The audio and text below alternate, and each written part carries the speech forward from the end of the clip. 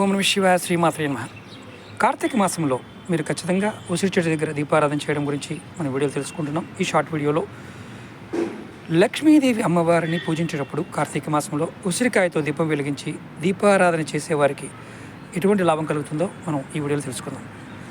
లక్ష్మీదేవి అమ్మవారికి ఉసిరికాయ మీద దీపం వెలిగించి ఆ దీపారాధన చేసేవారు ఎవరైతే ఉన్నారో వారికి దరిద్ర నివారణ కలుగుతుంది. అలాగే పెళ్లి కాని కన్యలు ఎవరైతే ఉంటారో శుక్రవారం రోజున 11 మంది ముత్తైదువులకు తాంబూలంతో పాటు ఉసిరికాయని కూడా దానం చేస్తే వారు కోరుకున్నటువంటి భర్త వరుడుగా లభిస్తాడు. అంటే వరుడు భర్తగా లభిస్తాడు, క్షమించాలి.